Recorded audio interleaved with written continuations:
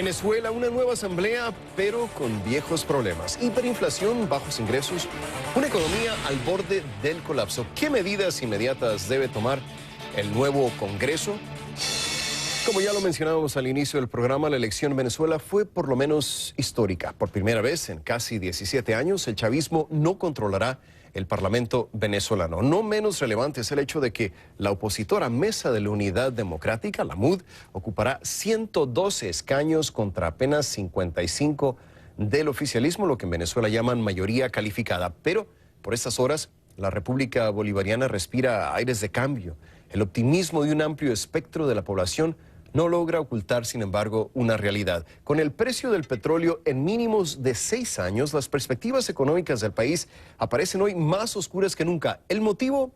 El motivo es sencillo. El crudo representa el 95% de los ingresos en moneda extranjera de Venezuela. Pese al desafío que impone al gobierno de Nicolás Maduro, el entusiasmo por el triunfo opositor no podrá modificar en el corto plazo un escenario de recesión, inflación, desabastecimiento y, bueno, otros males de los que ya hemos hablado a profundidad en este programa.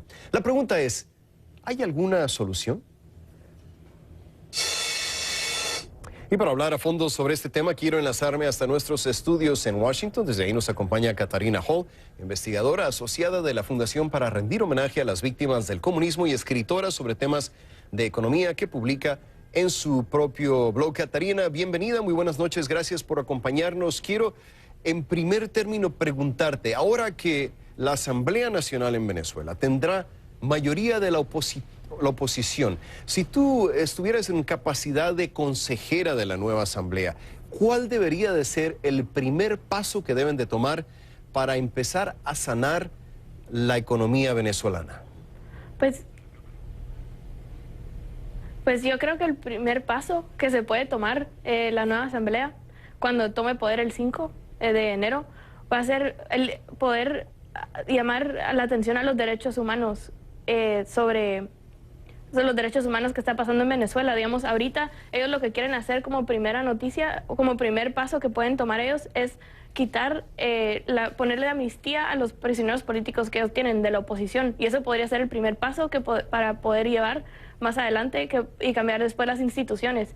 Quitar la inflación de un solo no se va a poder hacer, y hay muchas cosas económicas que no se va a poder cambiar a corto plazo. Eso va a tener que ser a largo plazo. Entonces hay que tener pasos cortos y simples. Sí, efectivamente, y ya lo hablaba uno de los líderes de la oposición, que uno de sus primeros pasos sería la liberación de presos políticos. Nombraba específicamente al líder de la oposición, ex candidato presidencial Leopoldo López. Sin embargo, el tema que más afecta a la población, sobre todo en últimos meses, ha sido el tema de la economía, con una inflación increíble que está en dígitos triples. Estamos hablando de un sistema monetario que el tipo de cambio realmente no es real y está afectando a mucha gente. Entonces, ¿crees tú que sería posible implementar inmediatamente ese tipo de cambios para que la economía venezolana empiece a tomar una nueva dirección? Yo creo que esos cambios no se podrían implementar de un solo. Tendría que ser esperar un poco más de tiempo. Lo más que se puede hacer ahorita, cuando tome poder la nueva asamblea, sería esperar a que se puedan abrir un poco más la economía, hacer que el país no dependa del 95% del petróleo. Lo que hay que hacer es que el país empiece a generar otros ingresos de otras fuentes, y eso es lo importante, y con eso se necesitan las empresas privadas que se abran un poco más al mercado.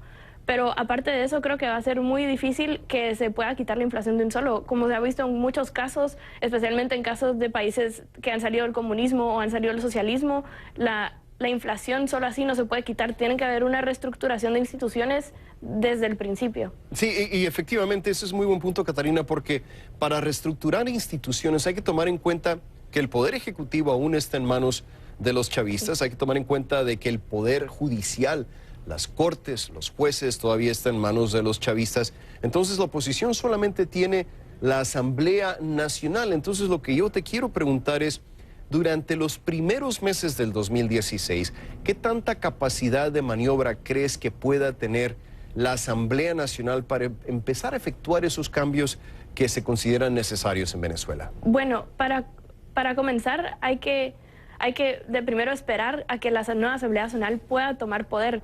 Hay que tener en mente que todavía queda un mes para que la Asamblea que está ahorita esté en poder. Y ahorita este mes pueden haber muchos cambios. Puede ser que le den hasta más poder a Maduro y él pueda, o pueden hasta destruir la oposición, el partido de la oposición. Pero bueno, digamos, si sí logra asumir el poder la nueva Asamblea, lo que va a pasar es que la Asamblea no tiene el poder para poder pasar leyes económicas. Ellos no pueden cambiar de todo desde el principio. Ellos van a tener que esperar a que Maduro apruebe ciertas cosas, que vamos a tener que esperar qué él va a decir y decretar que sean inconstitucionales. Nos queda claro definitivamente, Catarina, que será un proceso lento y quizá más largo de lo que muchos quisieran. Gracias a Catarina Hall, investigadora asociada de la Fundación para rendir homenaje a las víctimas del comunismo. Nos acompañaba desde nuestros estudios en Washington. Y cuando regresemos aquí a CNN